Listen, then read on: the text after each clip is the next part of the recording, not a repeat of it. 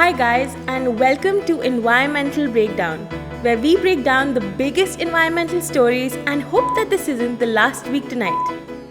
It is 2025 and we are back. Did you miss us? Well, anyway, if you're new here, I'm Ishita. And I'm Shreya. Join us every fortnight for updates on everything from climate chaos to environmental governance. Whether you're a curious mind or a dedicated activist, we've got you covered because the planet is sending us some serious warning signals and it's time we started listening. Alright, let's dive into the sizzling headlines of our planet, starting with India's coastline. Turns out, 33.6% of it is eroding away. The Environment Ministry spilled the beans in Parliament. Coastal crisis, anyone? Speaking of crisis, Los Angeles has declared a state of emergency as a wildfire has spread over 2,900 acres in just a few hours, forcing mass evacuations. 2024 also had 11 months of above normal minimum temperatures. And brace yourselves, 554 heatwave days, as said in the parliament by Jitendra Singh. Australia's feeling the heat too, prepping for its hottest summer in 5 years. Looks like heat waves are the new normal down under. Well, climate change isn't holding back, and neither is bird flu. The H5N1 virus, which has already killed over 300 billion birds, is now just one mutation away from spreading human to human. Sure, germs can spread when humans interact, but loneliness can hurt you as much. Studies have found that loneliness raises your risk of heart disease, stroke, and infection. Maybe it's time to check in on your friends? Yikes. And speaking of trouble, over 50% of sharks and rays have disappeared since 1970. Remember that 5-star Taj Hotel proposal near Kaziranga we talked about in episode 4? The Environment Ministry has red flagged it. Crisis averted for now, I hope. Meanwhile, Bihar's battling its own nightmares. High levels of lead were found in breast milk across 6 districts, thanks to pollution. And let's not forget manganese-laced water, which is causing cancer in the Gangetic Plains. In global shakes, a powerful 7.1 Richter earthquake rocked Tibet and Nepal, killing over 120 people.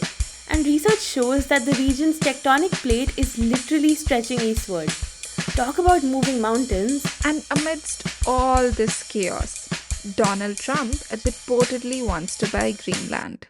Well, I didn't know real estate deals could include icebergs. Did you? From eroding coasts to quaking mountains, the planet isn't catching a break. Anyway, stay tuned as we move on to our feature story.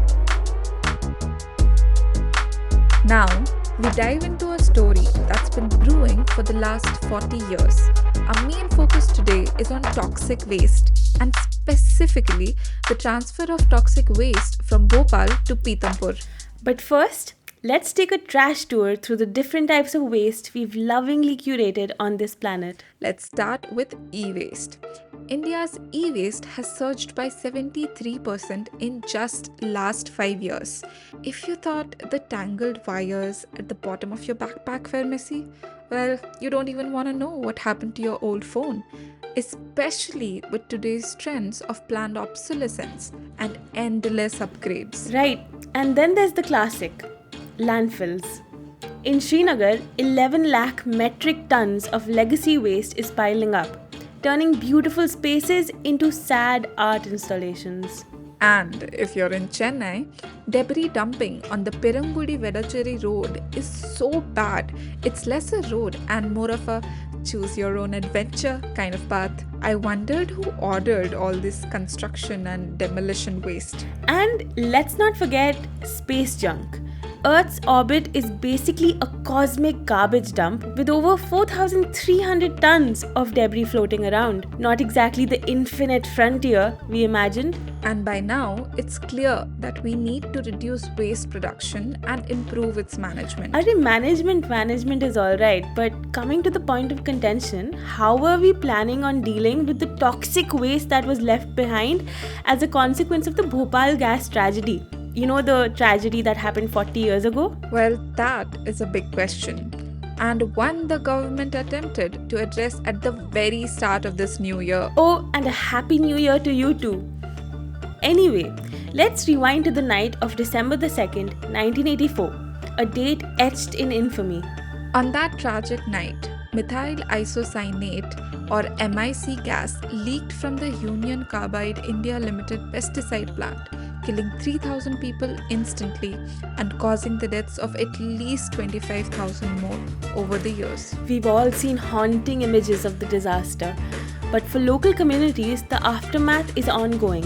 High rates of cancer, kidney disease, lung issues, and birth defects remain rampant. Even now, many babies are stillborn or born with severe disabilities to mothers who were exposed to the gas decades ago. Fast forward 40 years, and over 1.1 million tons of hazardous waste still lie at the abandoned Union Carbide factory site. And reports suggest that it has been polluting groundwater in 42 nearby colonies. Yes, and testing revealed levels of cancer causing chemicals in the water were 50 times higher than what US Environmental Protection Agency considers safe. Before we get into the present, we'd also like to point out that none of the 9 Indian officials who were convicted in 2010 for their roles in the disaster served prison time. And Dow Chemicals, which bought Union Carbide's parent company, continues to deny criminal liability. In 1989, most victims received just 25,000 rupees in compensation, while those who developed conditions later got nothing at all. So, groundwater in the area, Polluted, air, questionable, and accountability? non existent. After years of petitions and a Supreme Court directive in 2014, it was only on January the 1st, 2025, that 337 metric tons of surface waste was transported to Pitampur, several kilometers away, for incineration. The plan? Start by testing 90 kilograms of waste in a furnace at 1200 degrees Celsius. If successful, the rest will be gradually processed over 4 to 5 months. Sounds promising, right? Not quite. Pitampur locals are protesting because, surprise, they don't want to live next to a toxic bonfire. Two youths even attempted self-immolation. That's how desperate people are to avoid this. And honestly, who can blame them? Imagine being told, "Congratulations, you're the lucky winner of someone else's 40-year-old industrial disaster." On the other hand, activists have called this a greenwashing publicity stunt for majorly two reasons.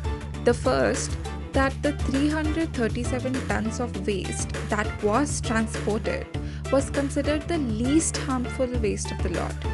And 1.1 million tons of poisonous waste continues to sit in its original place in Bhopal, and everyone refuses to deal with it. And secondly, incinerating this waste in Pitampur will create 900 tons of toxic residue. It's like saying, "I'll clean my room," and then releasing tons and tons of lethal green toxic mulch in your brother's room. So, naturally, the relief felt by the locals after years of demanding the waste to be cleaned up may just be a twisted form of dismay in the future. This brings us to the million-dollar question. Who decides where waste should lie? Spoiler, it's usually not the people living next to the waste sites. And if we zoom out, we see a similar trajectory across the world. Finland's Onkalo facility is preparing to see nuclear waste for 100,000 years. Because kal ki kisne dekhi hai, right? We apologize in advance to our great grandkids who will be dealing with it in the future. Meanwhile, the UK can't even decide where to store its nuclear waste. They're offering financial incentives to communities, which feels like asking, "Hey, who wants to be slightly richer but also wants to glow in the dark?" So, waste and all kinds of waste is causing serious health and environmental issues to people who live around it. Bear in mind, waste disproportionately impacts marginalized communities. India itself generates 277 billion kilograms of garbage annually. That's 205 kg per person. and only a fraction of it gets recycled. Landfills in Ahmedabad, Chennai, and Delhi are literally garbage mountains, sparking daily protests from locals demanding better conditions. Hope, however, lies in policies promoting circularity and ensuring that waste doesn't pile up in the first place. Some cities are piloting waste to energy plants, like Lucknow's Shivri processing plant. But even these can face opposition when they threaten biodiversity or threaten local communities. Of course, this only works if we also tackle corporate irresponsibility, just as we should have in 1989 when accountability was ignored. Case in point, Coca Cola recently abandoned its plastic pledge, claiming that it does not align with its business growth. Thanks, Coke, for quenching our thirst while throttling the planet. So, what's the takeaway here? Waste isn't just an environmental issue, it's a human issue. The decisions we make about waste impact real people, whether it's in Bhopal, Pithampur, or your local landfill. We need transparency, accountability, and innovation. And maybe, just maybe, a little less let's shove it under the bed kind of energy. And remember, waste doesn't just disappear, it moves. The question is, where will it end up next? Now, we will explore a world where conservation meets faith, myths protect biodiversity, and courtrooms deliberate over gods. Yes, we are talking about sacred groves. Sacred groves are ecologically rich patches of land drenched in superstition and myth, where religious practices and beliefs ensure that the land is conserved by locals or simply left untouched. India boasts about 100,000 to 150,000 of these sacred groves scattered across the country, with groves in Rajasthan being termed as Urans. These are biodiversity hotspots, cultural landmarks, and let's be honest, probably home to at least one snake you don't want to meet. Yes, and sacred groves are fascinating because they're an intersection of ecology and mythology. Communities believe these groves are inhabited by deities. Harm the grove, and the deity might retaliate. Think of it as a do not disturb sign, but with divine consequences. And while that sounds like a setup for a Bollywood horror film, it's actually been a pretty effective conservation strategy. Sacred groves recharge aquifers, conserve soil, cycle nutrients, and house species that you won't find in your backyard, unless your backyard happens to be a grove in Kerala. For instance, scientists discovered a new millipede species and also a climbing legume species in groves in Kerala. And here I thought that the most exciting thing you could discover in a grove would be peace of mind. Unfortunately, peace of mind, much like sacred groves, is under threat. Enter the villains of our story: commercial forestry, development projects, and modernization. The unholy trinity of ecological doom. In Rajasthan's Jaisalmer district, villagers marched 225 kilometers to protect their sacred groves from solar power companies and sand mafia. Yes, even green energy isn't always green. Isn't that ironic? We're talking about renewable energy destroying ancient renewable ecosystems. And the stakes are high. The Supreme Court recently called them pivotal for biodiversity preservation, aligning their protection with the Biological Diversity Act, the Wildlife Protection Act, and the Forests Right Act. The Supreme Court then recognized the importance of orans in Rajasthan, urging the Union Ministry to plan nationwide surveys for these sacred spaces. They even suggested classifying them as deemed forests, which is a good thing because this reflects the Supreme Court's shift from conventional metrics of forest density to inclusive, ecosystem focused approaches valuing ecological function and cultural significance. That sounds great until you realize the words deemed forests have villagers worried. Why, you ask? Because history has taught them that deemed forests often translates to government takeover. where forest officers might ban communities from entering lands which they have protected for centuries. In Meghalaya in June 2024, some even requested the centre to declare sacred groves as community reserves.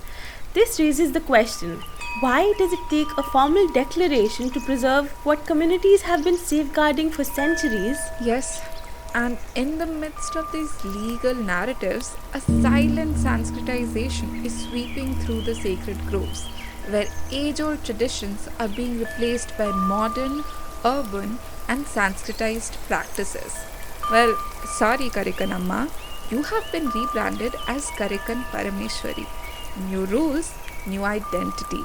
Oh, and no more animal sacrifices. We are strictly vegan now.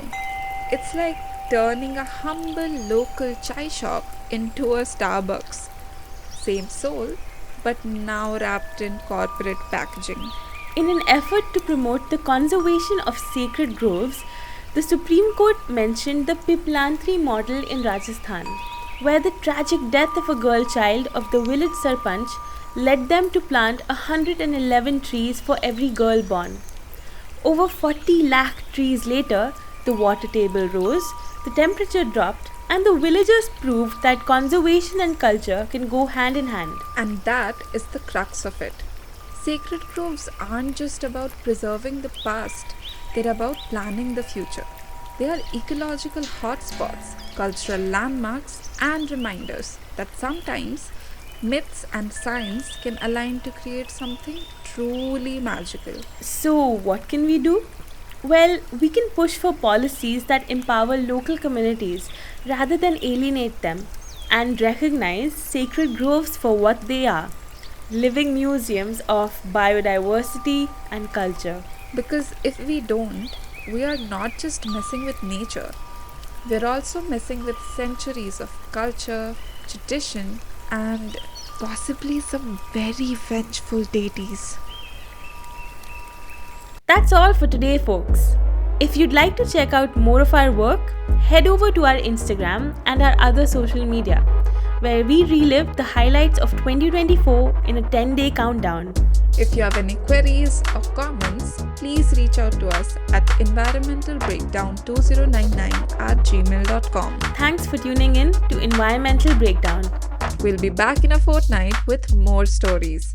Because why stress alone when we can freak out Together.